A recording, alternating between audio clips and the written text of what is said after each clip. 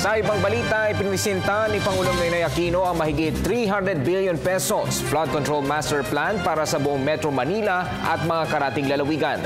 Layunin nitong tiyakin ang kaligtasan ng mga komunidad sa harap ng banta ng climate change. Maliban dito, tinalakay din ng Pangulo ang mahakbang sa problema sa trapiko. Nagbabalik si Rocky Ignacio.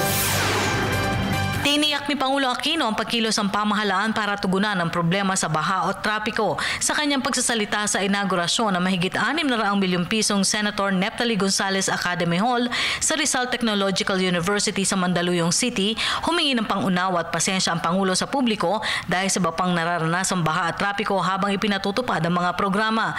Git ng Pangulo, tinitiyak lamang ng pamahalaan ang pagtatapos ng mga proyekto ay magreresulta ng permanenteng solusyon sa usapin.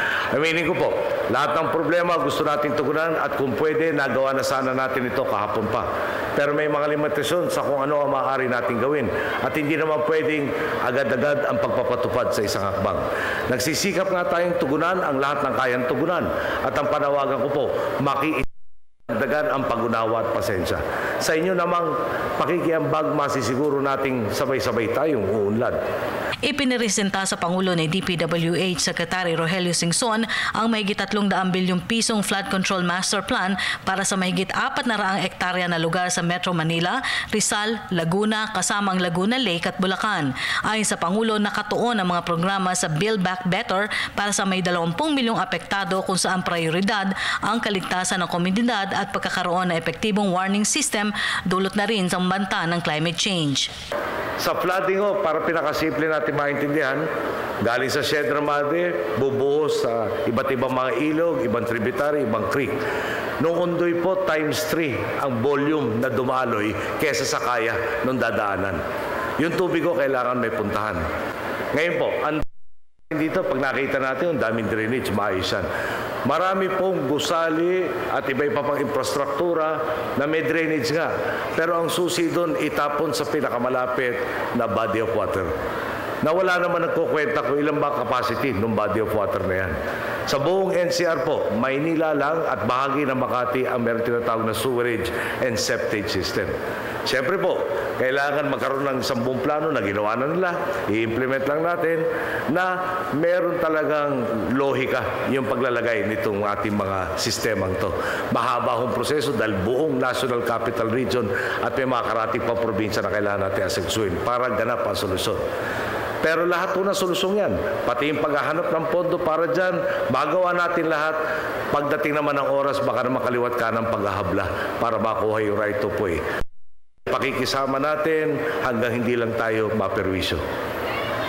Mahirap po yata wala mapeperwisyo. Sa usapin naman ng trapiko, ginit ang Pangulo na dahil sa mga proyektong infrastruktura, nagkakaroon ng masikip na daloy ng trapiko. Bagamat magandang balita ang kakayahan ng mga Pilipino na makabili ng mga bagong sasakyan at motorsiklo, sumisikip rin anya ang daloy ng trapiko. Para sa Pangulo, mainam sana ang odd-even scheme o paghati sa volume ng lumalabas ng sasakyan, subalit may posibilidad ang pag-alma ng ilang kaya patuloy ang pag-aaral dito ng pamahalaan. Nagsalita ang Pangulo ukol dito sa harap na rin o umano'y epekto sa ekonomiya, dulot ng masikip na trapiko. Malapit nang ipresenta sa akin ang iba't ibang plano para maibsan ang siksikan ng mga sasakyan. Ang akin po, ang pinakaradikal dito ay hatiin ang bilang ng buwabiyahing sasakyan. Salitan ang pagbabay at even na plaka sa ating mga kalsada kada linggo. Pihadong luluwang ang traffic dahil kalahati po ng sasakyan ang mawawala. Pero sigurado pong marami na namang aalma dahil hindi magagamit ang kotse nila. Samantala sa RTU, hinikayat naman ng Pangulo ang maraming mag-aaral na gamitin ng edukasyon para matamo ang nais sa tagumpay at ginhawa sa buhay. Ang pinasinayaang bagong academy ay may state-of-the-art information and technology facilities. Mayroon rin itong mechanical device facilities katulad ng fire protection at generation set. Ang hamon ko sa inyo, gamitin ang pinag-aralan para makapaghatid ng higit na benepisyo at serbisyo sa inyong kapwa.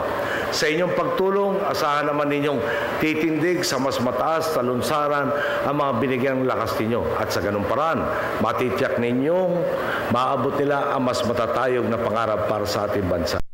Para sa Telebisyon ng Bayan, Rocky Ignacio.